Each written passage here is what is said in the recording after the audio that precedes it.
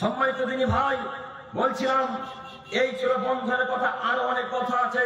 সময় যেহেতু অতীব কম, আপনারা বিষয় দিয়েছেন 4টা, তার 2টার শেষ দিকে।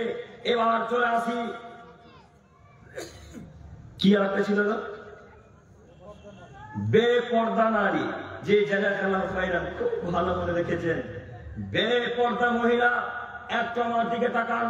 আল্লাহ তাআলা মুহাম্মদ সাল্লাল্লাহু আলাইহি সাল্লামকে বলছেন, মুহাম্মদ সাল্লাল্লাহু আলাইহি সাল্লাম, আপনি আপনার স্ত্রীদেরকে বলেন, আপনি আপনার কন্যাদেরকে বলেন, এবং সারা পৃথিবীতে যত মুমিনা মহিলা আছে তাদেরকে বলেন, তোমরা যখন বাড়ি থেকে বের হবে তখন সুন্দর করে বক্ষস্থলকে, মুখমণ্ডলকে ঢেকে ঢিলা ঢালা পোশাক করে বের হবে। এটা আল্লাহ মুহাম্মদ সাল্লাল্লাহু আলাইহি সাল্লামকে উপদেশ দিচ্ছেন।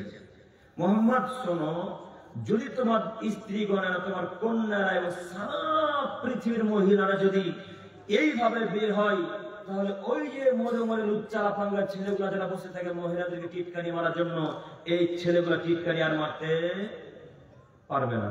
আল্লাহ মুহাম্মদ সাল্লাল্লাহু আলাইহি ওয়াসাল্লাম বলেছেন। আল্লাহ বলছেন, মুহাম্মদ সাল্লাল্লাহু আলাইহি ওয়াসাল্লাম, আপনি আপনার স্ত্রীদেরকে বলেন পরিপূর্ণ পর্দা করে বের হতে, ঢিলা ঢালা পোশাক করে বেরোতে, এবং বক্ষস্থলটার এই যে গলার জায়গাটাকে খুব সুন্দর করে ঢেকে রাখতে। আল্লাহ গলাটাকে কেন ব্যবহার করলেন একটু বলি। এই গলাটা খুব আকর্ষণীয় জায়গা, এই জায়গাটা খুব আকর্ষণীয় জায়গাটায় আল্লাহ বলছেন তারা যেন তাদের গলাটাকে খুব সুন্দর করে ঢেকে রাখে। এবং আল্লাহ বলছেন, এবার আপনাকে বলি, আপনার স্ত্রীকেও আল্লাহ রাসূল উপদেশমূলক কথা দিয়ে বলেছে, আমার স্ত্রীকেও বলেছে, আপনার মাকেও বলেছে, আমার মাকেও বলেছে। পৃথিবীর মহিলা মানে শুধু আমার মা যুক্ত না, আপনার মাও যুক্ত, সবাই যুক্ত, তাই না? সারা পৃথিবীর মহিলা যুক্ত। তো এবার আপনাকে বলছি, আজকে সকালবেলা যখন খোলেলাবাদে ওই সবজিওয়ালা সবজি বিক্রি করতে এসেছিল, তখন আপনার মা গেছিল সবজি কিনতে, আপনি গেছিলেন? কে গেছিল? আপনারা গেছিলেন না? মহিলারা গেছিল তো। তো আপনার মা যখন সবজিওয়ালার কাছে সবজি কিনতে যায়, তখন আপনার মায়ের গলাটা উদাম ছিল, পরিষ্কার ভাবে দেখা যাচ্ছিল। আপনার মা যখন সবজিওয়ালার কাছে সবজি কিনতে যায়, তখন আপনার মার এই বাম সাইড ডান সাইড পরিপূর্ণ দেখা যাচ্ছিল। আপনার মা যখন সবজিওয়ালার কাছে সবজি কিনতে যায়, তখন আপনার মায়ের মাথাতে কাপড় ছিল না। আপনার মাকে এবার বলছি, আপনার মা কি শিক্ষিতা নারী না অশিক্ষিতা নারী? এই মহিলাটা কি শিক্ষিতা নারী? শিক্ষিত নারী নয়। অথচ আল্লাহ বলছে যে আপনি সারা পৃথিবীর মহিলাদেরকে বলেন যে তোমরা নারী যখন কোথাও বের হবে তখন সুন্দর করে পোশাক আশাক করে বের হবে। আপনারা সবজিওয়ালার কাছে গেলে এইভাবে কেন গেল সবজিওয়ালার কাছে? আপনারা এইভাবে সবজিওয়ালার কাছে কেন যাবে? খৈরাবাদের সব পুরুষ মানুষ কবর ঢুকেছে নাকি? মহিলা সবজিওয়ালার কাছে কেন? খৈরাবাদের সব মানুষ মারা গেছে নাকি? মহিলা সবজিওয়ালার কাছে কেন? পুরুষ মানুষ বাজার করে এনে দেবে, পুরুষ মানুষ শাকসবজি কিনে এনে দেবে, পুরুষ মানুষ পানি এনে দেবে, পুরুষ মানুষ ডাল চাল ডাল শাকসবজি আলু পটল পেঁয়াজ যা কিছু লাগে সব পুরুষ মানুষ এনে দেবে। মহিলা বাড়িতেই থাকবে, মহিলারা বাড়িতেই থাকবে। আপনি পুরুষ কত বড় বাড়িতে চেয়ার নিয়ে উপস্থিত, স্ত্রীকে বলছেন, আরে রহিমা ওই যে সবজিওয়ালা এসেছে, যা একটু সবজিটা নিয়ে আয়। বলে না খৈরাবাদের মানুষ? বলে কি? স্বামী চেয়ার নিয়ে বসে আছে, টিভির সামনে রিমোট নিয়ে বলছে, রহিমা এই যে সবজিওয়ালা এসেছে রে, সবজিটা নিয়ে আয়। একে যদি আপনি আসলে পুরুষ মানুষ বলেন, তাহলে আসলে পুরুষকে যারা স্ত্রীকে কন্ট্রোল রেখেছে তারাই পুরুষ না? এই লোকটা পুরুষ? এই লোকটা পুরুষ যে লোকটা রহিমাকে বলছে, রহিমা যা স্ত্রী বাজারে এসেছে, যা সবজিওয়ালা সবজি নিয়ে আয়। এই হলো পুরুষ। হাজারো মানুষের অভ্যাস এরকম আছে, নাই না? আছে হাজারো মানুষ আছে, 9999টা মানুষের অভ্যাস এরকম। স্ত্রীকে বাজারে পাঠায়, স্বামী উপস্থিত, স্ত্রীকে বহরমপুর বাজারে পাঠিয়েছে ওই স্টাইল বাজারে বাজার করতে। বহরমপুরে কসমো বাজার আছে না? ওই কসমো বাজারে বাজার করতে পাঠিয়েছে। কিভাবে এদেরকে আপনারা পুরুষ বলেন? আমরা তো পুরুষ বলি না।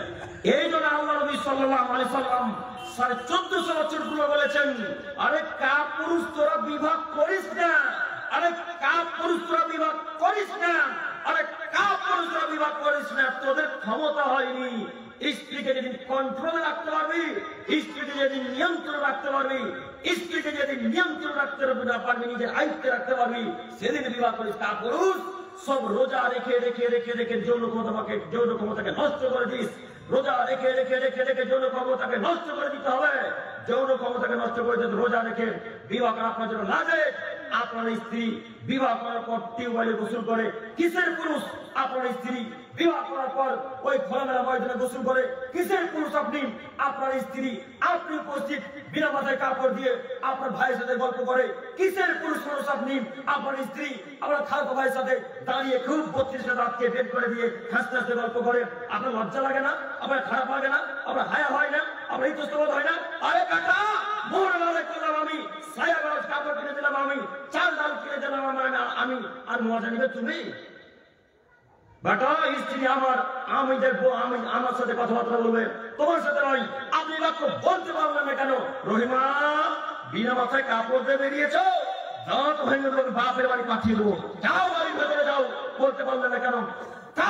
আপনি আপনার চোখের সামনে আপনার স্ত্রী ফুচকা খাই, এত লজ্জা হয় না? আপনার চোখের সামনে আপনার স্ত্রী ওই সবজি বানায়, সবজি নাই, আপনার লজ্জা হয় না? আপনি আপনার স্ত্রী চোখের সামনে টিউবওয়েলে খোলামেলা অবস্থায় গোসল করে, সারা পৃথিবীর মানুষ দেখে, সারা খৈলাবাদের মানুষ দেখে, সারা পৃথিবীর ভ্যান চালক, টোটো চালক দেখে, সবাই দেখে। এদের খারাপ লাগে না? এরা নাকি কখন কখন হিন্দু হয়ে গেছে, এরা নাকি কখন কখন খ্রিস্টান হয়ে গেছে, এরা নাকি কখন কখন ইহুদি হয়ে গেছে। ইহুদি খ্রিস্টানের একটা নীতি আছে, যখন তারা বাড়ি থেকে বের হয় তখন বুকের কাপড়কে ফেলে দিয়ে টাইট ফিটিং পোশাক আশাক করে বের হয়। এটা হলো ইহুদি খ্রিস্টানদের নীতি, এটা ইহুদি খ্রিস্টানদের নীতি। তারা খোলামেলা অবস্থায় উলঙ্গ হয়ে গোসল করে, এটা হলো ইহুদিদের নীতি, এটা হলো খ্রিস্টানদের নীতি। আপনার মায়ের অবস্থা এরকম কেন হবে? আপনার স্ত্রীর অবস্থা এরকম কেন হবে? আপনার স্ত্রী হাজি পরিবারের মেয়ে, আপনার মা হাজি পরিবারের মেয়ে। এই খৈলাবাদের মহিলাদের চাইতে আপনার মায়ের আদর্শ 100 ভাগ বেশি ভালো হওয়া চাই। আপনার মাকে এই হয়ে চলাচল করবে। হে আমার প্রিয় দিনী ভাই, আপনাদেরকে আমি অনুরোধ করে বলতে চাইছি যে আজকের পর থেকে নিজের মাকে আর সবজিওয়ালার কাছে পাঠাবো না, ইনশাআল্লাহ। ইনশাআল্লাহ আর সবজিওয়ালার কাছে পাঠাবো না, ইনশাআল্লাহ। আব্দুল করিম ভাই কি বলছেন? যদি আমরা না থাকি তো কে যাবে? প্রশ্ন বুঝেননি? বাড়িতে কোনো পুরুষ মানুষ নেই, এখন তো কিছু খেতে হবে না? না খেয়ে থাকবো? খাওয়া লাগবে। এইবার যদি খাওয়াই লাগে তাহলে আম্মু খুব সুন্দর করে এই চাদর দিয়ে মুখমণ্ডলকে ঢেকে, গলাটাকে, বক্ষস্থলকে হাত পর্যন্ত ঢেকে, তারপরে সবজিওয়ালার কাছে যাবে। দূর থেকে চাইবে, কাছে থেকে না। সবজিওয়ালার ভ্যানের কাছে যাবে না, দূর থেকে চাইবে, যা ভাইয়া ওই সবজিটা দেন, ওই সবজিটা দেন, ওই সবজিটা দেন। মনে থাকবে ইনশাআল্লাহ। ভেন্ডির আগাল যেন ভেঙে না নেয়, ভেন্ডির আগাল যেন ভেঙে না নেয়। ভেন্ডি বুঝলেন কি? রাম পটল নাকি? ভেন্ডির আগাল ভেঙে নিবেন না, নয়তো অত্যাচার হবে। বুঝা গেছে? আর মহিলাদের একটা বদ অভ্যাস আছে, লঙ্কা মরিচ বলেন নাকি, মরিচ 100 গ্রাম নিবে, 100 গ্রাম হয়ে গেলে এতটা দাও না হয়, এতটা দাও না হয়, এতটা দাও না হয়, দিতে দিতে দিতে হাতে 3টা থেকেই গেল। ওই 3টা কিন্তু আপনার ডালিতে রাখলো না। আপনার আম্মাকে বলিয়ে এই 3টা লঙ্কার নাকি কিয়ামতের মাঠে দিতে হবে, সবজিওয়ালাকে দিতে হবে না?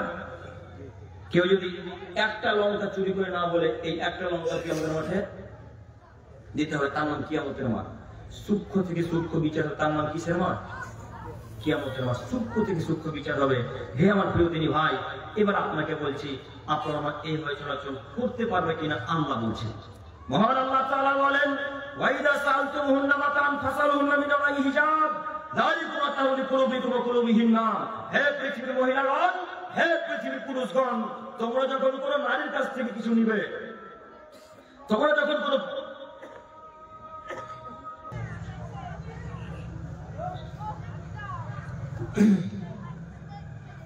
সম্মানিত উপস্থিতি, প্রথম কথা হচ্ছে যে আপনারা এই বেলুনগুলো লাগিয়েছেন কেন?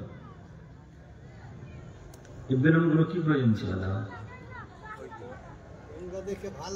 শৌখিন না, তাহলে আরো দিন সামনে এরপরে থেকে দেবেন ইনশাল্লাহ। ইনশাল্লাহ। সম্মানিত উপস্থিতি, বলছিলাম যে পুরুষ এবং যুবকদেরকে আল্লাহ তাআলা উদ্দেশ্য করে বলছেন, ওয়াইদা সাআলতুমুহুন্না মাতাআন ফাসালুহুন্না মিন ওয়ারাই হিজাব যালিকুম আতহারু লিকুলুবিকুম ওয়া কুলুবিহিন্না।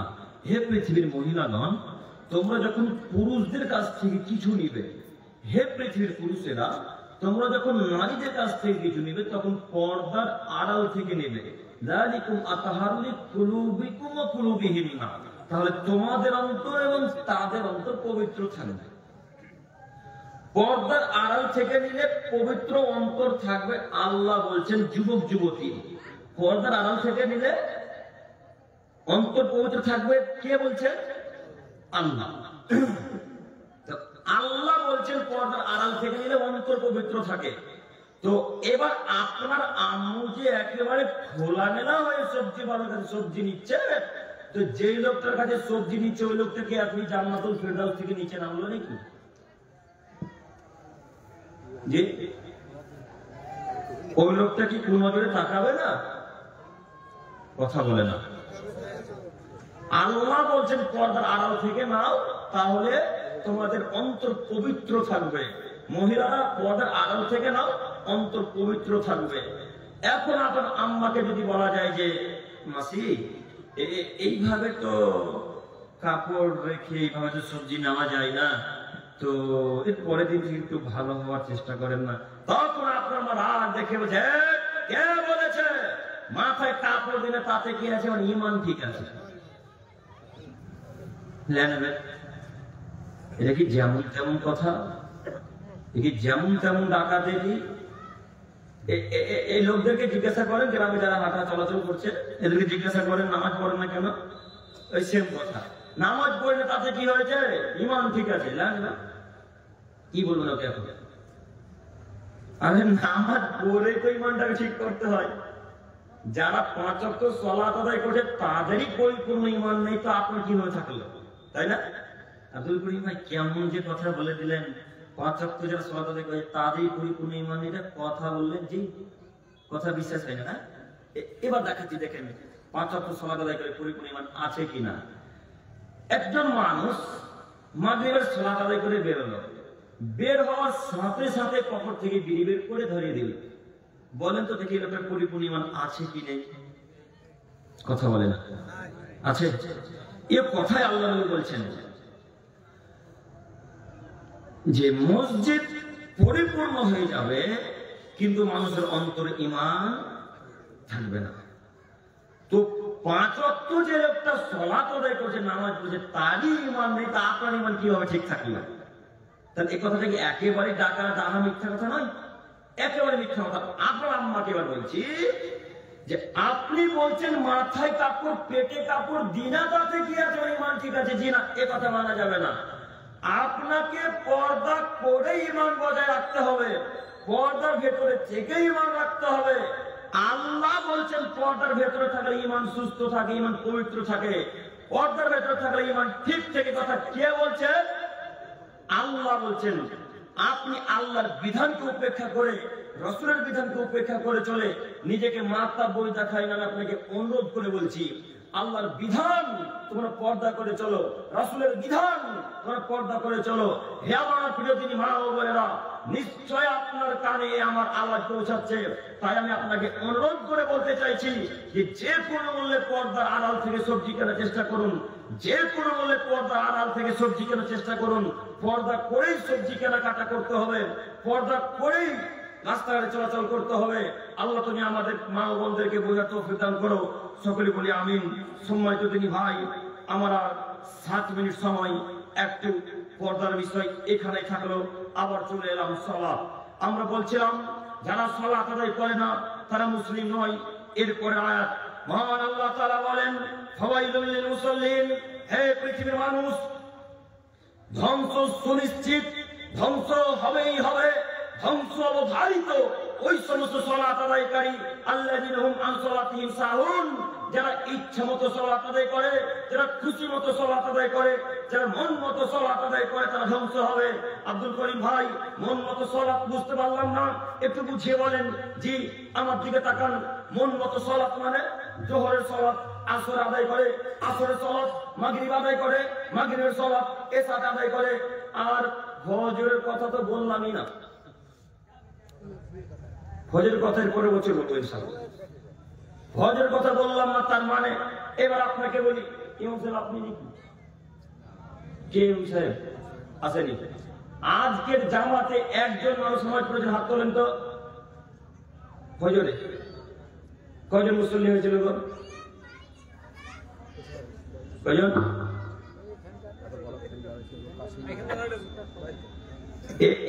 আজকে যারা জালসা করছে এদের মসজিদ কোনটা? সাতটা। আপনি আমাদের আদায় করছেন না? পরিবার কটা আছে? বাড়ি কটা আছে আপনাদের আন্ডারে? 100 ধরলাম। আপনারা বলেন তো ভাইরা, 100টা বাড়ি থেকে যদি একটা গুলো কত খোঁজের কটা মানুষ হতো? জি 100টা হতো না? তো 7টা মানুষ হয়েছে, যে বাকি 93টা পরিবারের লোক সব কবরে ঢুকেছে নাকি? আসেনি কেন? কেন আসেনি? তো এই লোকটাকে ইচ্ছে মতো সালাত আদায় করলো না? ও সকাল 12টার সময়, দুপুর 12টার সময় সালাত আদায় করবে ফজরে। ইচ্ছা মতো যারা নামাজ পড়ে তারা ধ্বংস হবে। 1 2 যারা সালাতে দাঁড়িয়ে এদিক সেদিক তাকায় তারা ধ্বংস হবেই। তার মানে নামাজ পড়লেও ক্ষতি, না পড়লেও ক্ষতি। মুরব্বী সাহেব নামাজে দাঁড়িয়েছে, তো নামাজে দাঁড়িয়ে ঘড়িতে কটা বাজে সেটা দেখা লাগে। যে একটু যদি এদিক ওদিক হয়, যদি ইমাম সাহেব 10 মিনিটের জায়গায় 12 মিনিট হয়ে যায় নামাজ পড়া, তাহলে তো ঘড়ি থেকে চোখ চলে গেছে আগেই। হ্যাঁ, 12 মিনিট হয়তো আপনি সালাম ফেরেন না, মানে কোথায় আর গতি, কোথায় নীতি গিয়ে ঠেকেছে। আর একটি কথা, মানুষের নামাজের, মানুষ নামাজ যখন পড়বে, সালাত যখন আদায় করবে, তখন চক্ষু কোথায় থাকা লাগে? যে সিজদার জায়গাতে, তাই না?